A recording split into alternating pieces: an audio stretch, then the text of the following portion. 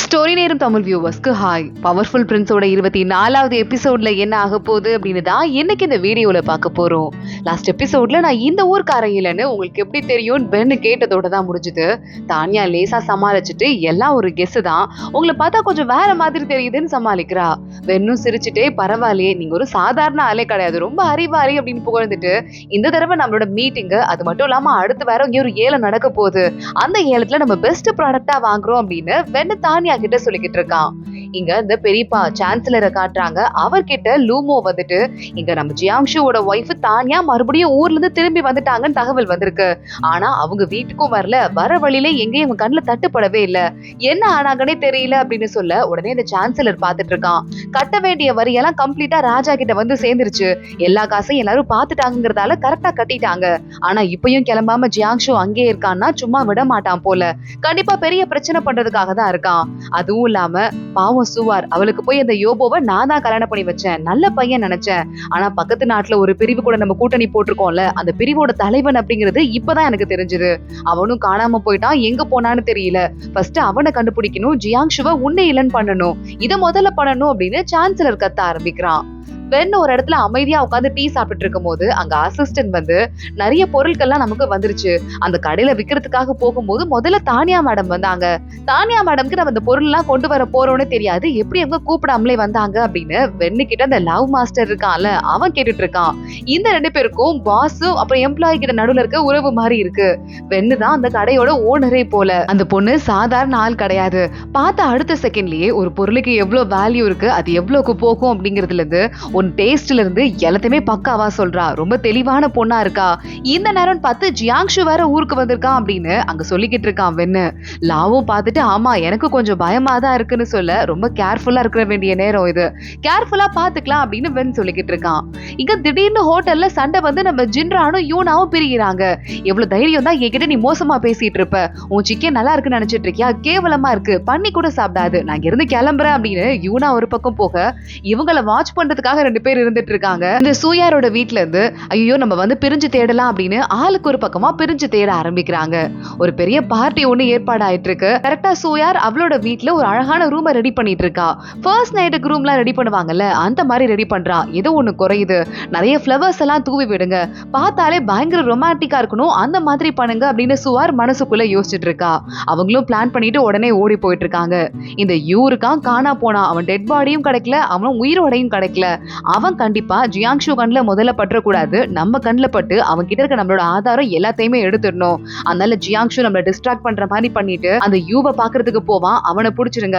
அது மட்டும் இல்லாம அவனோட ஆளுங்க ஜின்ரான் இல்லனா யூனா யார் வேணா அந்த யூவை பாக்குறதுக்கு போலாம், கரெக்டா புடிச்சிருங்கன்னு சொல்ல அசிஸ்டன்ஸும் அங்க இருந்து கண்டிப்பா புடிச்சிடுறோம் அப்படின்னு கிளம்பி போறாங்க. ஆனா நம்ம யூனாவும் ஜின்ரானும் யாரையும் தேடி போற மாதிரி தெரியல. ஜின்ரான் பார்த்தா வைக்கோல் வண்டியை கட்டிக்கிட்டு குதிரை வண்டியில மாறி மாறி ஒரே ஏரியாவை சுத்திக்கிட்டு இருக்கான். யூனா மீன் பிடிச்சவன் பாட்டுக்கு ரொப்பிட்டே இருக்கா. இவளை வாட்ச் பண்ண போனவங்க போர் அடிச்சு பாதி தூக்கத்துல சுத்திக்கிட்டு இருக்காங்க. திடீர்னு பார்த்தா ஜின்ரானோட மாட்டு வண்டியில உட்காந்து யூனா கிளம்பிடுறா. வாட்ச் பண்றவங்க என்னையா அது, ஒரு நாள் ஃபுல்லா இந்த இடத்துல சுத்தி சுத்தி தூக்கம் வருது, போர் அடிக்குது, கால் வலிக்குது அப்படின்னு புலம்புறாங்க. பின்னாடியே போலான்னு மாட்டு வண்டி பின்னாடியே ஓடிட்டு இருக்காங்க. ஜின்ரான் சொல்றான், பெரிய சத்தத்துல நீ வந்து என்னோட சிக்கன் நல்லாவே இல்லைன்னு சொன்ன, உண்மையாவே நல்லா இல்லையான்னு கேட்க, அந்த சிக்கனை வந்துட்டு சாப்பிடறதுக்கு யாருக்கு கொடுத்து வைக்கும், எனக்கு வச்சிருக்கே அப்படின்னு யூனா சொல்றா. அப்போ உனக்கு பிடிச்சிருக்கா அந்த சிக்கன் அப்படின்னு கேட்க, ரொம்ப பிடிச்சிருந்தது அப்படின்னு யூனா சிரிச்சிட்டு இருக்கா. சுவர் கூப்பிட்டா அப்படின்னு ஜியாங்ஷு அந்த ரூம்குள்ள வர அந்த ஃபர்ஸ்ட் நைட் மாதிரி ரெடி பண்ண ரூம்குள்ள நம்ம தானியா தான் நின்னுட்டு இருக்கா. என்னது இது, சுவார் வருவான்னு பார்த்தா நீங்க வந்திருக்கீங்க அப்படின்னு தானியா கேட்க, நீங்களும் இங்க இருப்பீங்கன்னு நினைச்சு பார்க்கல, நம்ம ரெண்டு பேரையும் சேர்த்து வைக்கிறதுக்கு அவங்க ட்ரை பண்ணிட்டு இருக்காங்க போல அப்படின்னு ஜியாங்ஷு தானியா யாருன்னே தெரியாத மாதிரி பேசிட்டு இருக்கான். இப்படி வந்துட்டு பொண்ணுங்களோட தனியா இருக்கிறது சரிப்பட்டு வராது, உங்களுக்கு தான் அந்த டான்சர் பொண்ணை ரொம்ப பிடிச்சிருக்குல்ல, அவ கூட போய் நீங்க தனியா இருக்க வேண்டியதானே, எதுக்காக நான் இருக்கிற இடத்துக்கு வந்திருக்கீங்க அப்படின்னு தானியா மறுபடியும் கேட்டுட்டு இருக்கா. உங்களுக்கு எப்படி சேவகம் பண்ணணும்னா எனக்கு தெரியாது, நான் இங்க இருந்து கிளம்புறேன்னு சொல்ல ஜியாங்ஷு பாக்குறான், நீங்க எனக்கு சேவகமே பண்ண தேவையில்ல அப்படின்னு அவங்க ரெண்டு பேருமா பெட்ல படுத்துட்டு தானியா கிட்ட சொல்லிக்கிட்டு இருக்கான். நான் உடனே இங்க இருந்து போகணும், முக்கியமான வேலை இருக்கு, சோ ஒரு 2 மணி நேரம் நான் இல்லாம நீ சமாளிச்சுக்கோ புரியுதா அப்படின்னு அவனுக்கு கிஸ் பண்ண ஆரம்பிச்சிடுறான். பக்கத்துல வெளியே இருந்து யாரோ எட்டி பார்த்துட்டு இருக்காங்க. ரெண்டு பேரும் உள்ளதா இருக்காங்கிறத கன்ஃபார்ம் பண்ணிட்டு சூவார் கிட்ட போயிட்டு நம்ம பிளான் சக்சஸ் ஆயிடுச்சு அப்படின்னு சொல்றாங்க. காசு இல்ல பொண்ணு ரெண்டுக்கும் மயங்காத ஆம்பளைங்க எங்கேயாவது இருப்பாங்களா என்ன, எப்படி அவனை பிடிச்சேன் பாத்தியா, இனிமே என் பிளான் எல்லாம் நான் நடத்திக்க மாட்டிக்குவ அப்படின்னு சூவார் சொல்லிக்கிட்டு இருக்கா. இங்க யூனாவும் ஜின்ரானும் ரொம்ப தூரம் டிராவல் பண்ணி ஒரு வீட்டுக்கு வராங்க. பாத்துக்க வந்த 2 பேரும் ரொம்ப முடியாம கால் வலியில கீழே விழுந்துட்டாங்க வீட்டுக்கு வெளியே. அப்போ இவங்களை ஃபாலோ பண்ணிட்டே வர வேண்டிய பாடி கார்ட்ஸ் எல்லாம் வர, ஏண்டா இவ்வளவு லேட்டா வரீங்கன்னு இவங்க கத்துறாங்க. டே ஏண்டா ஒரே இடத்தையே சுத்தி சுத்தி உங்க காலடி அச்சு எல்லா இடத்துலயும் இருக்கு, நாங்க உங்களை தேடி கண்டுபிடிச்சு வரதுக்கு இவ்வளவு டைம் ஆயிடுச்சு, உள்ளதானே போனாங்க, அப்ப உள்ளதான் அவன் இருப்பான், இப்ப போயிட்டு அவங்க 3 பேரையும் உள்ளேயே கொண்டு போட்டுடலாம் அப்படின்னு எல்லா ஆளுங்களும் கையில வாள் எடுத்துட்டு உள்ள போக, ஜின்ரானும் யூனாவும் ஒரு பாட்டியை பாக்குறதுக்கு வந்திருக்காங்க. பாட்டிக்கு சாப்பாடெல்லாம் கொடுத்துட்டு, பாட்டி ஏதாவது வேணும்னா கேளுங்க அப்படின்னு வெளியே வந்து நிக்கிறாங்க. பாட்டி வெளியே இந்த ஆளுங்களெல்லாம் பார்த்துட்டு பயந்து போயிட, உடனே இந்த பாடி கார்டு எல்லாம் உங்களை பாதுகாக்கிறதுக்கு தான் வந்தோம், நீங்க தப்பா எடுத்துக்காதீங்க, சூ ஃபேமிலி தான் உங்களுக்கு ஏதாவது ஆபத்து வந்துருமோன்னு எங்களை பாதுகாக்க அனுப்புனாங்கன்னு சொல்ல யூனா அத்தனை பேரையும் அடிச்சு போடுறா. ஏன்னா உங்களாலே உங்களை பாதுகாத்துக்க முடியல, நீங்க என்ன பாதுகாக்கிறீங்களாக்கும் அப்படின்னு அங்கிருந்து கிளம்பி போயிட்டு இருக்கா. மறுபடியும் யூனாவும் ஜின்ரானும் அதே வண்டியை தூக்கிட்டு கிளம்பி வந்துட்டு இருக்க. ஜின்ரானுக்கு ஃபீலிங்கா இருக்கு, நான் தான் பையன் உன்னை காப்பாத்தணும், ஆனா நீ என்ன காப்பாத்துற மாதிரி போயிடுச்சுல்ல அப்படின்னு சொல்ல யூனா பாக்குறா. யாருக்கு எதுல திறமை இருக்கோ அதை யூஸ் பண்ணிக்க வேண்டியதான், உங்க அறிவும் திறமையும் இங்க வேற யாருக்கு இருக்குன்னு கேட்க, ஜின்ரான் உடனே அப்ப நம்ம 2 பேருக்கும் செட் ஆகும்னு சொல்றியா அப்படின்னு பல்ல காட்டிட்டே போறான். டக்குன்னு அப்படியே வண்டி ஸ்லிப் ஆகி கீழே விழற மாதிரி ஜின்ரான் போக யூனா அவனை காப்பாத்துறா. 2 பேரும் ஒருத்தங்க பார்த்து திருன்னு முழிச்சிட்டு அங்க இருந்து கிளம்புறாங்க. பின்னாடி அந்த குதிரை வண்டியில மாட்டின அத்தனை பேரையும் கயிறு கட்டி இழுத்துட்டு வந்துட்டு இருக்கா யூனா. சூவார் உட்காந்துட்டு இருக்கா. அவகிட்ட வேலைக்கார பையன் வந்துட்டு எல்லாமே பக்காவா போயிட்டு இருக்கு, ஆனா வந்துட்டு அடுத்து நம்ம என்ன பண்ண போறோம்னு எனக்கே புரியல, கொஞ்சம் குழப்பமா இருக்கு. ஜின்ரானும் யூனாவும் வேணும்னே சுத்தி போயிருக்காங்க. ஒருவேளை நம்ம டிஸ்ட்ராக்ட் பண்றதுக்கா இருக்குமோ, ஒருவேளை இங்க வந்துட்டு ஜியாங்ஷு ஏதாவது பண்ணிருப்பானோ அப்படின்னு சொல்ல, ஜியாங்ஷு இந்த ரூம்ல தானே இருக்கான், நான் போய் செக் பண்ணிட்டு வந்துடுறேன் அப்படின்னு சூவார் கிளம்புறா. நேரா வெளியே வேலைக்கார பொண்ணு கிட்ட 2 பேரும் உள்ளதானே இருக்காங்கன்னு கேட்க, ஆமா மேடம் நான் இங்கே தான் நிக்கிறேன், யாருமே வெளியே வரல அப்படின்னு சொல்ல, ஆனா எனக்கு டவுட்டா இருக்கு, எதுக்கும் போய் பாத்துடுறேன் அப்படின்னு சூவார் ரூம் கதவை தட்டுறா. யாருமே ஓபன் பண்ணல. சூவாருக்கு பயம் ஆயிடுது. நேரா கதவை திறந்து உள்ள போனா ஜியாங்ஷு உட்காந்துருக்க. தானியா கொஞ்சம் தூரத்துல மண்டி போட்டிருக்கா.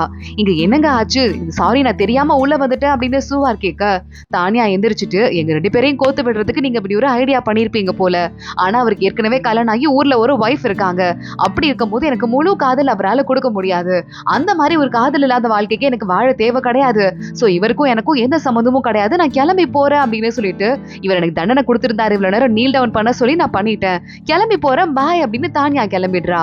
ஜியாங்ஷு அமைதியா உட்காந்துட்டு இருக்கான். எல்லாரும் வெளியே போனதுக்கு அப்புறமா கையில ஒரு கவர் வச்சிட்டு இருக்கான், அதை எடுக்கிறான். அதுல பார்த்தா இந்த சூவாரோட பெயிண்டிங் வரைஞ்சிருக்கு, கேபிட்டல் சிட்டில இருந்து வந்திருக்கு, இந்த பொண்ணு தான் அப்படின்னு எல்லாரும் பேசிக்கிறாங்க அப்படின்னு ரகசிய குறிப்பு மட்டும் இருக்கு. ஜியாங்ஷு இதை பார்த்துட்டு சரி ஓகே அப்படின்னு மனசுக்குள்ள முடிவு பண்ணிடுறான். அடுத்து நம்ம ஜியாங்ஷு யோசிச்சு பார்த்துட்டு இருக்கான், அவனோட அசிஸ்டன்ட் தான் இந்த பெயிண்டிங்கை கொடுத்திருக்கான். சூ ஃபேமிலி அடுத்த ஸ்டெப் எடுக்க ரெடி ஆயிருக்காங்க, நம்ம கேர்ஃபுல்லா இருக்கணும் அப்படின்னு சொல்லிட்டு, அது மட்டும் இல்லாம தானியா மறுபடியும் வீடு வந்து சேரலன்னு அவங்க விசாரிச்சிருக்காங்க அப்படின்னு சொல்ல, சரி பாத்துக்கலாம் அப்படின்னு ஜியாங்ஷு சொல்லிட்டு மறுபடியும் ரூம்க்கு வந்திருக்கான். தானியாவை பார்த்து பேசியிருக்கான். தானியா இதுவரை எனக்கு இவ்வளவு நர்வஸா இருந்ததே இல்ல, ரொம்ப பக்கத்துல போக போக ஆபத்து அதிகமாயிட்டே இருக்கு, நான் பாத்துக்கிறேன், நீங்க இந்த ஊருக்கு கிளம்புன்னு சொல்ல தானியா பாக்குறா. வட்டியை எப்பவோ கட்டிட்டாங்க, நினைச்சிருந்தா நீங்க மறுபடியும் நீங்க ஊருக்கு போயிருந்திருக்கலாம், ஆனா நீங்க இங்க இருக்கிறதுக்கு காரணம் எங்க அப்பா பேரை காப்பாத்துறோன்னு, அப்படி நீங்க உங்க உயிரை பணைய வச்சு எங்க அப்பாக்காக இருக்கும்போது நான் இங்க இருக்க மாட்டேனா அப்படின்னு கேட்டுட்டு இருக்கா. ஜியாங்ஷு உடனே எனக்கு ரொம்ப ஒரு மாதிரி பதட்டமா இருக்கு, உனக்கு ஏதாவது ஆயிடுமோன்னு தோணுது அப்படின்னு சொல்ல, எதுவும் ஆகாது, நம்ம 2 பேரும் ஹஸ்பண்ட் அண்ட் ஒய்ஃப் தானே, ஒன்னா இருப்போம் அப்படின்னு அவனை கட்டி பிடிச்சிட்டு இருந்திருக்கா. அப்பதான் சூவார் வந்து கதவை தட்ட இந்த டிராமாவை போட்டிருக்காங்க.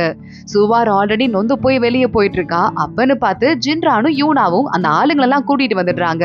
எங்களை பாதுகாக்க நீங்க அனுப்புனீங்களா, இவங்களே வெட்டி பசங்களா இருக்காங்க, உங்க டீம்ல வேற யாரும் நல்ல ஆளுங்க இல்லையா, நானே என்ன பாத்துக்கிறேன் அப்படின்னு யூனா அங்க இருந்து கிளம்பி போயிருக்கா. இங்க சூவாருக்கு அடுத்தது வெடிகுண்டு வந்துருது. தானியா மறுபடியும் ஊருக்குள்ள வரவே இல்லை அப்படின்னு. தானியாவும் ஊருக்கு போகல, இவனும் இங்க இருந்து கிளம்ப மாட்டேங்கிறான். இவங்க என்னதான் பிளான் பண்றாங்கன்னு தெரியல, நம்மளும் வேற ஏல நடத்த வேண்டிய நாள் வந்துகிட்டே இருக்கு, இதுக்கு மேல என்ன பண்ண போறோம் அப்படின்னு சூவாரே ஒரு பக்கம் கன்ஃபியூஸ் ஆயிட்டு இருக்கா. அப்பாவே அதாவது இந்த சான்சலரே ஹெல்ப் பண்றதுக்கு ட்ரை பண்ணிருக்காரு, அதனால நம்ம அவர் கூட கூட்டணி போட்டுக்கிட்டோம்னா கொஞ்சம் ஆபத்தை தவிர்த்துடலாம், இந்த ஏலத்தை நல்லபடியா நடத்துறதுக்கு ஜியாங்ஷு இருக்கான்ல அவனை டிஸ்ட்ராக்ட் பண்ணணும் அப்படின்னு சூவார் சொல்லிக்கிட்டு இருக்கா. ஜியாங்ஷுவை கூட்டிட்டு அந்த டான்சர் பொண்ணு ஒரு மீட்டிங் ஹாலுக்கு கூட்டு போறா. அங்க ஒரு 4-5 அதிகாரிங்க இருக்காங்க டிஸ்ட்ராக்ட் பண்றதுக்காக. இன்னும் ஹோட்டல்ல ஒரு ஏலமும் ஸ்டார்ட் ஆகுது. ஏலத்துக்கு நிறைய பொண்ணுங்க வராங்க, நிறைய ஆளுங்க, பெரிய பெரிய குடும்பத்து ஆளுங்க வராங்க. மிங்சுவும் அங்க வரா. வாங்க உங்களுக்கு ஃபர்ஸ்ட் லைன்ல சீட் புக் பண்ணிருக்கேன் உட்காருங்க அப்படின்னு நேரா கூட்டு போயிட்டு சுவார் மிங்சுவை உட்கார வைக்கிறா. இங்க சீக்ரெட் ரூம்ல ஸ்பெஷல் ரூம்ல வென் உட்காந்துட்டு இருக்கான், அவன் கூடயே தானியா உட்காந்துட்டு இருக்கா. நீங்க ஏதாவது பொருள் வேணும்னா கேளுங்க, உங்களுக்கு ஒரு வேலை கிடைக்கலனா கூட நான் எடுத்து வைக்க சொல்றேன்னு வென்னு சொல்ல, நேர்மையா கிடைச்சா போதும், இல்லனா எனக்கு வேண்டாம் அப்படின்னு தானியா சொல்லிக்கிட்டு இருக்கா. உங்களை மாதிரி ஒரு நல்லவங்கள நான் பார்த்ததே இல்லை அப்படின்னு வென்னு மறுபடியும் சிரித்து பேசிக்கிட்டு இருக்கான். ஜியாங்ஷு கிட்ட வந்த அந்த 3 அதிகாரிகளும் எப்படியாவது டைமை ஓட்டணுமே அப்படின்னு நீங்க கொஞ்சம் எங்க கூட சப்போர்ட் பண்ணீங்கன்னா ரொம்ப நல்லா இருக்கும் சார். நானும் நிறைய கம்ப்ளைண்ட்லாம் என் டிபார்ட்மெண்ட்ல இருக்கு, அதெல்லாம் சொல்றதுக்காக தான் வந்திருக்கேன் அப்படின்னு ஆளாளுக்கு அவங்க பேச ஆரம்பிக்க ஜியாங்ஷு பாக்குறான். சூ ஃபேமிலியா தான் உங்களை அமைச்சிருக்காங்கன்னு எனக்கு தெரியுது. ஆனா சூ ஃபேமிலி என்னெல்லாம் தப்பு தண்டவாளம்லாம் இங்க பண்ணாங்கன்னு நீங்க எனக்கு ஆதரவு கொடுத்து சாட்சி சொன்னீங்க ராஜா கிட்ட அப்படின்னா உங்களுக்கு நான் நிறைய கிஃப்ட் ஏற்பாடு பண்ணிருக்கேன். அதுவும் இல்லாம நீங்க என்னெல்லாம் தப்பு பண்ணீங்கன்னு இந்த டாக்குமெண்ட்ல இருக்கு. இது வெளியே போக கூடாதுன்னா சூ ஃபேமிலியை காட்டி கொடுக்குறீங்களா அப்படின்னு ஜியாங்ஷு கேட்டுக்கிட்டு இருக்கான். அதோட தான் இந்த எபிசோட் முடியுது. அடுத்தடுத்து என்ன ஆக போகுது தொடர்ந்து பார்க்கலாம். இந்த வீடியோவை லைக் பண்ணிக்கோங்க, மறக்காம நம்ம சேனலுக்கு சப்ஸ்கிரைப் பண்ணிட்டு பெல் ஐக்கானையும் கிளிக் பண்ணிக்கோங்க. அடுத்த வீடியோல பார்க்கலாம். அது வரைய பாய்.